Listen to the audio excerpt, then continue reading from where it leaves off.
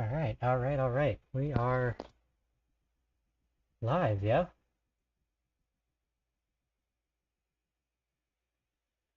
Are we? All right, yeah, we are.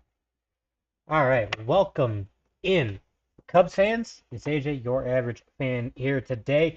A day late on the Thursday wrap up. However, we will be taking a look at what happened the last week. We will look at Cade Horton getting a call up. We will look at Ryan Pressley and his struggles.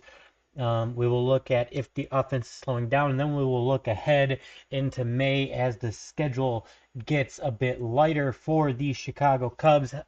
So while I get everything up that I need up, how are you guys doing? How is your week going? I hope that your week is going great. I hope that you guys hit the weekend off on the right foot. I am hitting mine off on the right foot. It is Friday. We're gonna grab us an ice cold Miller Lite. Not a sponsor, but definitely love Miller Lite around here. But yeah. So um, while I just grab everything that I need up real quick, I hope that you guys are doing good today. I am doing good today. I'm looking forward to a good weekend of Chicago Cubs baseball. The Cubs schedule definitely gets a little bit easier going into May. If you hear my dogs bark, I apologize. There are some uh, emergency personnel across the street. My dogs might bark, so I definitely apologize for that. So we are about 40 minutes from first pitch in tonight's game. However, we are going to look at what happened in the last week. Thursday, one game against the Pirates, three games set against the Brewers, which you won pretty handedly, and then your second series loss at home to the Giants. Listen, I think what the Cubs did against the Pittsburgh Pirates and the Milwaukee Brewers, I think that they made a hell of a statement, especially against Paul Skeens. You definitely had your work cut out for you. You won that game handedly, 8-3. You go into Milwaukee on Friday, you smash them 10-0. We all know how that game went. You won Saturday pretty handedly as well, 6-2. You took care of business there.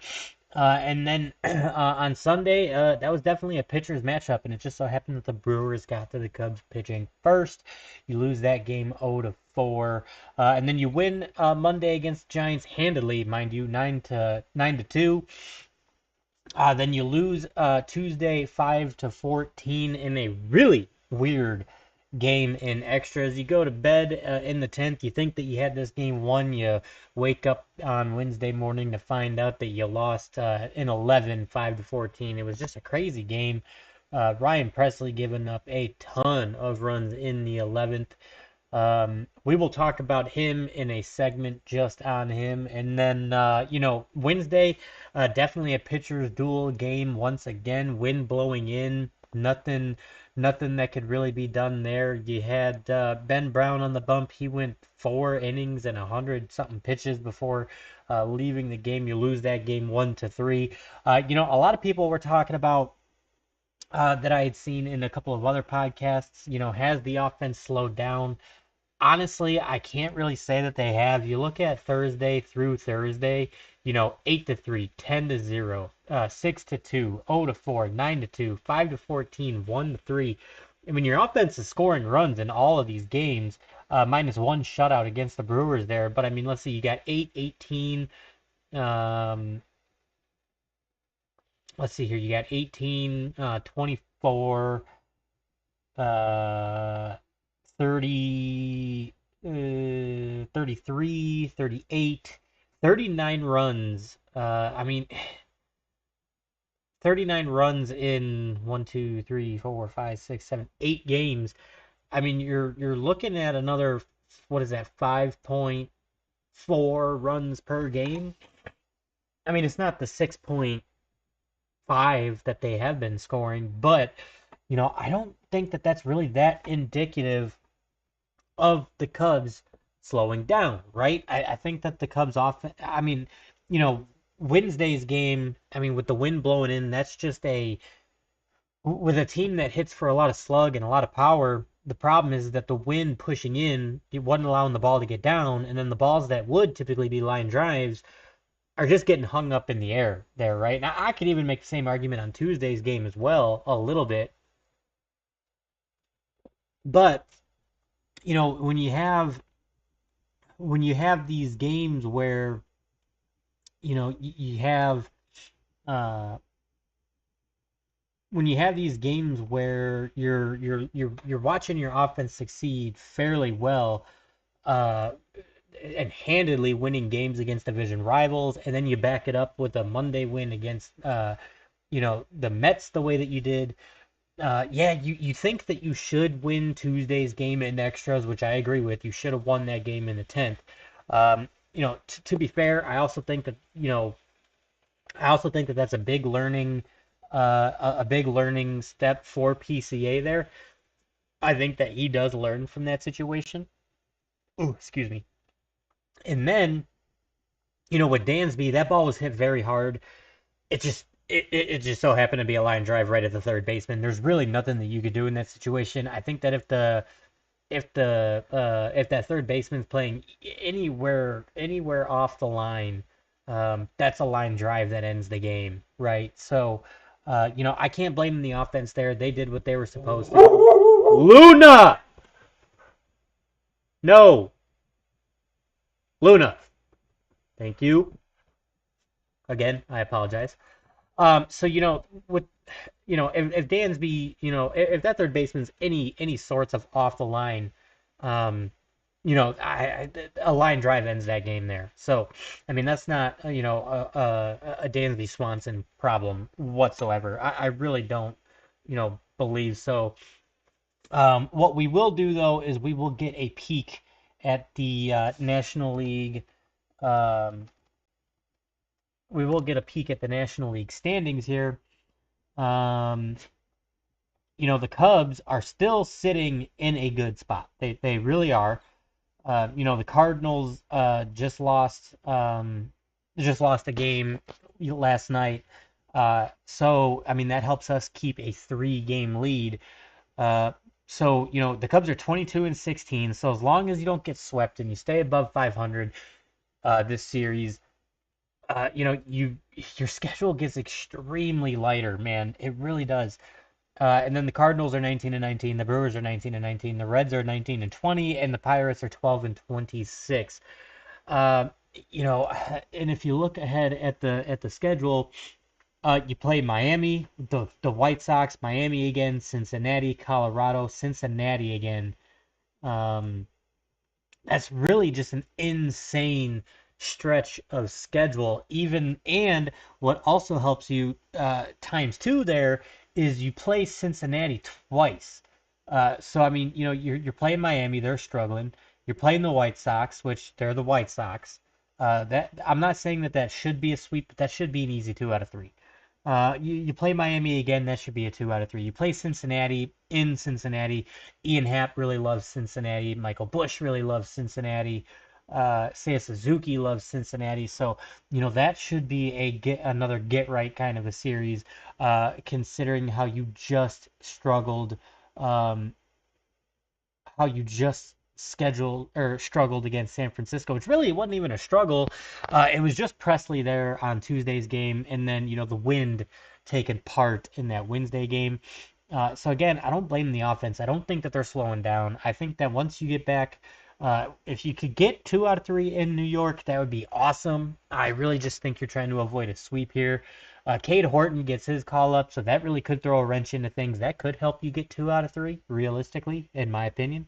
Um, 6'10", 6'15", 11:05 getaway game.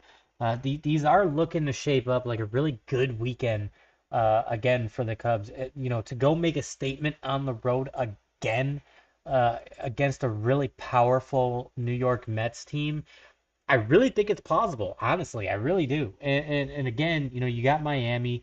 That should be a 2 out of 3. You should sweep the Sox, honestly, because their pitching is just not good. Miami, Cincinnati, Colorado, that should be at home too. Colorado, that should be a good series. And then Cincinnati. So, I mean, you have a lot of chances here to play 600 plus ball.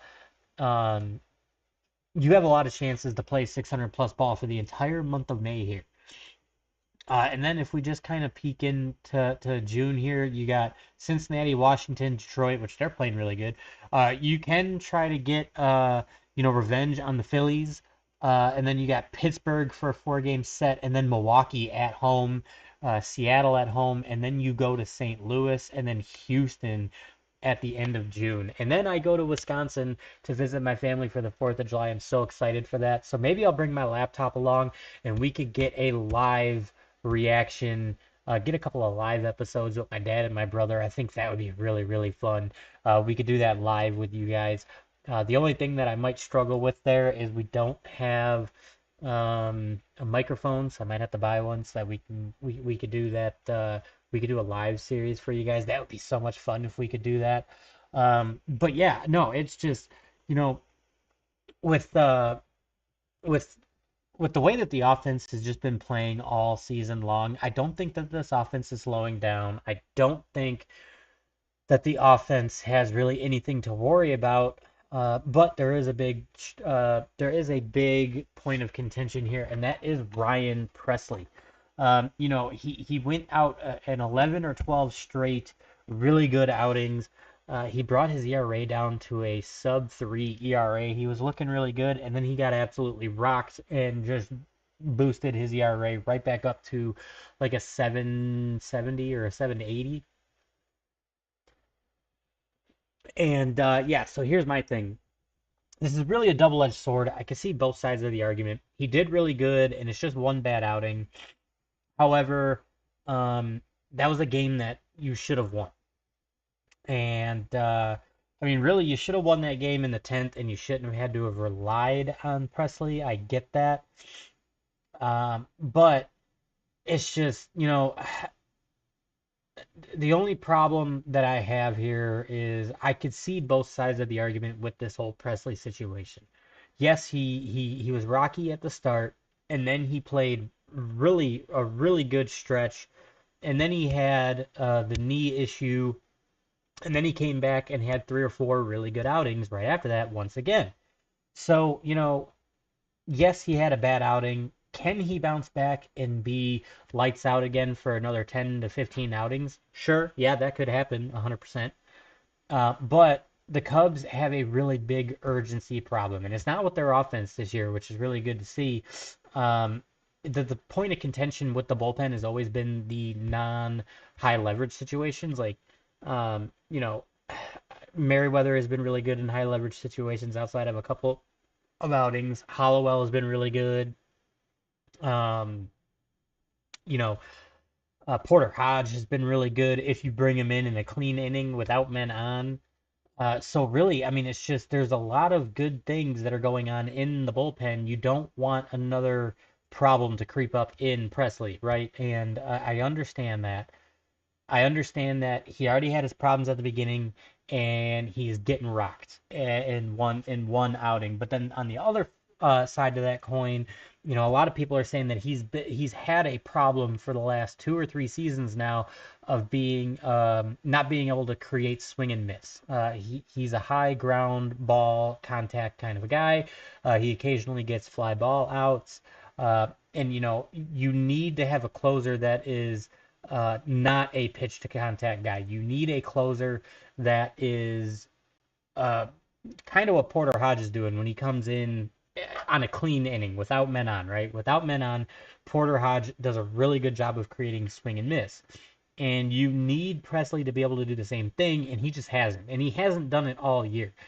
He doesn't get he doesn't have one single clean outing where he's not allowing contact like a closer should.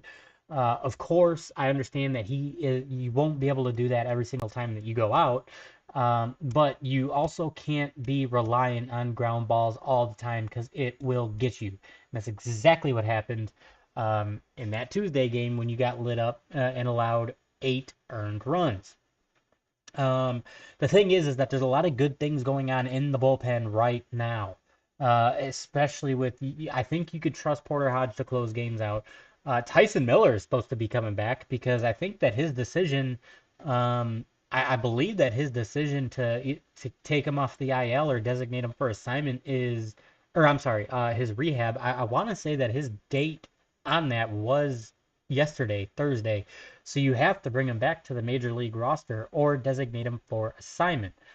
And then you also got Cade Horton, who's been pitching out of his mind. So, if he comes up and he does really excellent work at the big league level, that allows you to bring Ben Brown to the bullpen, in my opinion. And I think that Ben Brown could be really effective like a Holloway, where you could use him up for 2 to 3 innings without worry, right? Your problem with Ben Brown is he has extreme highs and extreme lows, and I'm not hating on him because he's had a couple of really dominant 6 inning outings of no run baseball, but then he goes where he's only going 4 innings at 100 pitches. So there's a lot of volatility there. But I do see him being very valuable to the bullpen as either being an inning eating, an inning eater, low leverage guy if you need it for Colin Ray, or Cade Horton if you need it.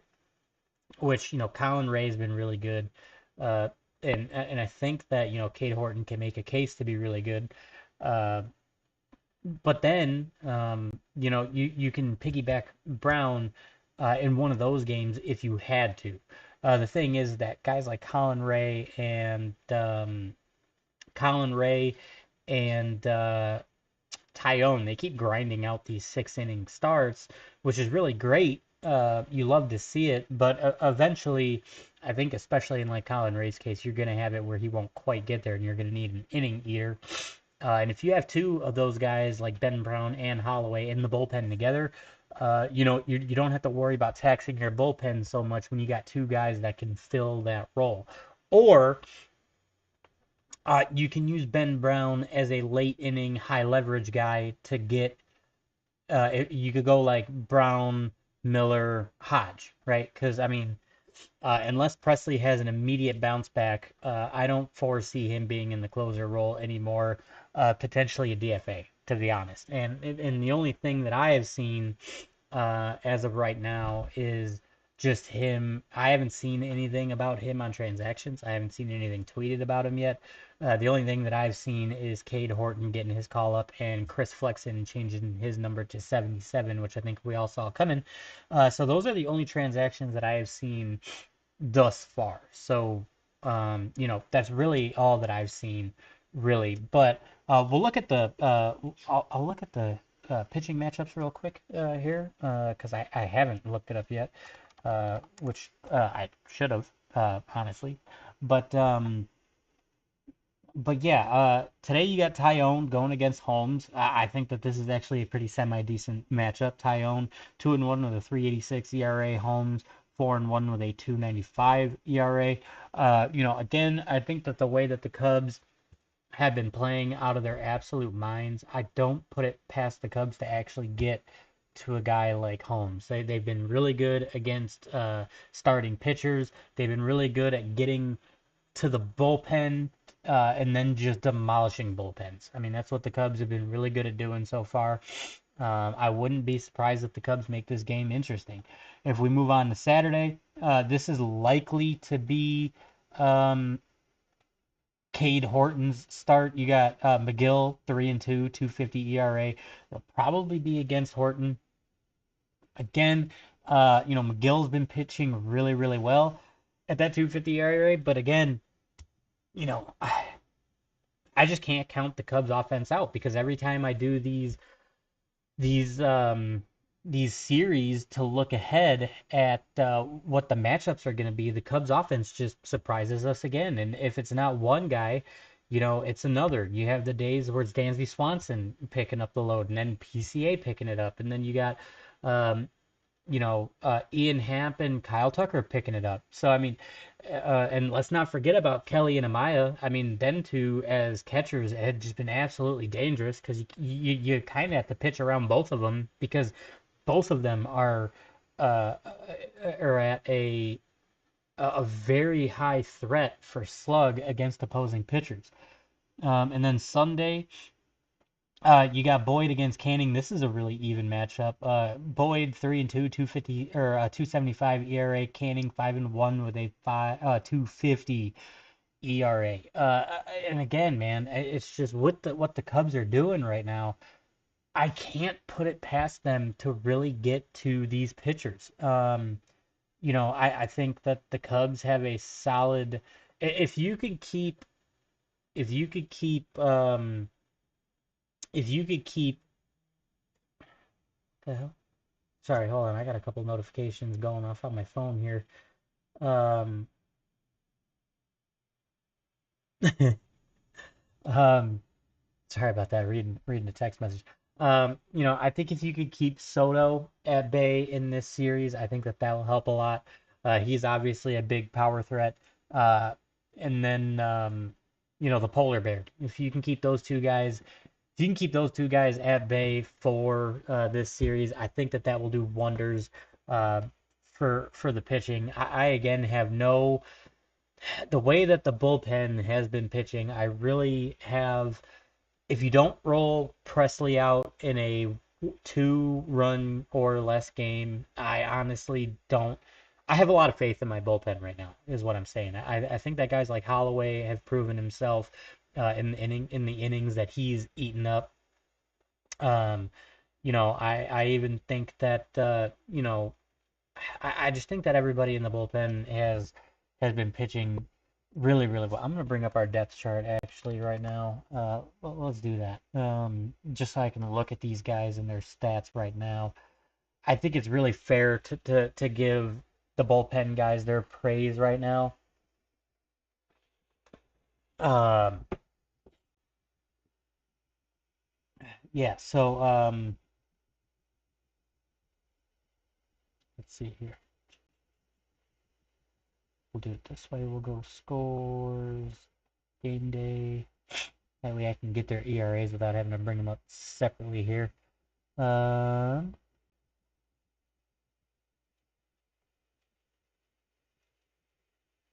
all right, so yeah, in the bullpen. Wow, Ben Brown is listed as in the bullpen for this game. That's a little, well, so is Boyd, so that might be a little.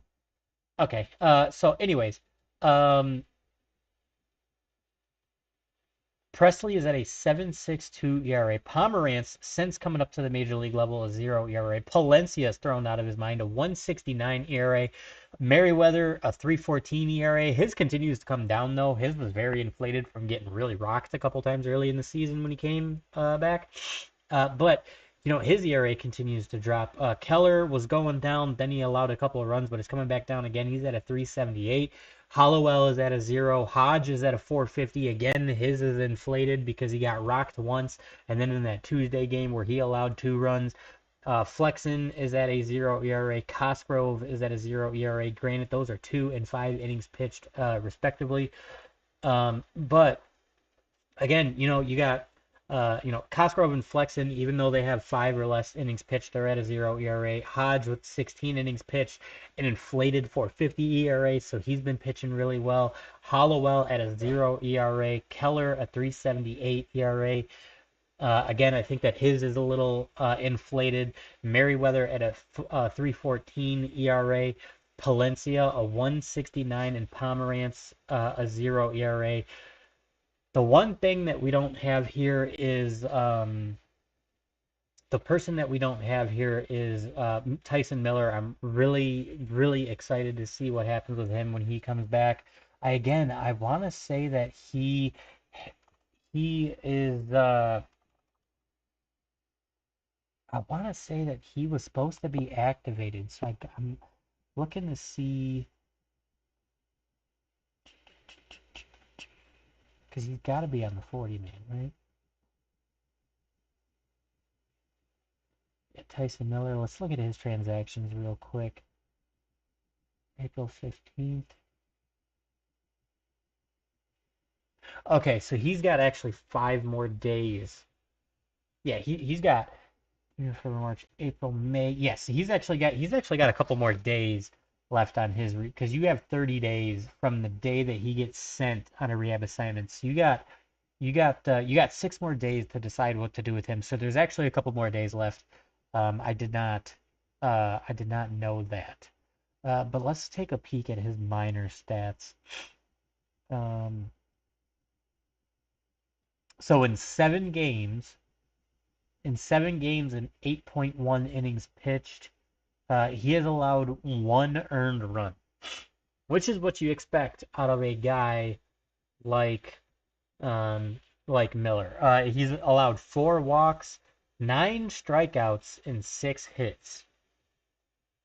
So I mean, his stats are there, honestly. And again, you got 6 more days to decide what to do with him, so there is a couple more days left. I didn't realize there was a couple more days left. I thought it was already at the point where they had to make uh, a decision. Let's wrap this up.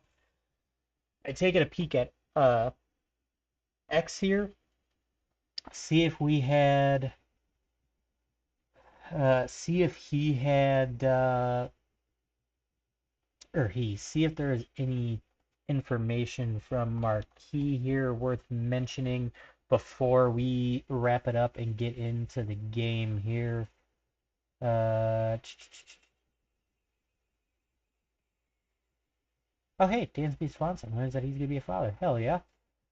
Uh, Yeah, so Marquee Sports Network, 37 minutes ago, Craig Counsell and Craig on Cade Horton. He's the guy that's pitching the best in Iowa. He's earned the opportunity. I agree. You go 6 straight starts with only allowing 1 run. I mean, that's pretty insane to be honest. Um, let's see, is there anything today on any roster moves? Um, Caleb Thielbar placed on the paternity list.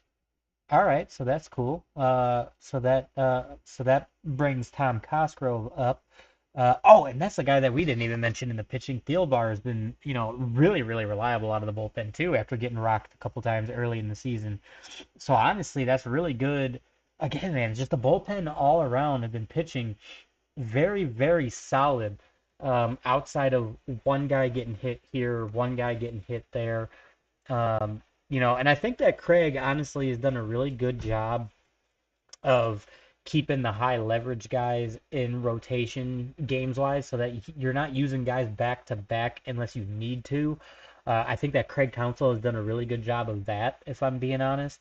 I also think that Craig Counsell has done a really good job of sending guys down to Iowa and bringing fresh guys up just to not tax the bullpen.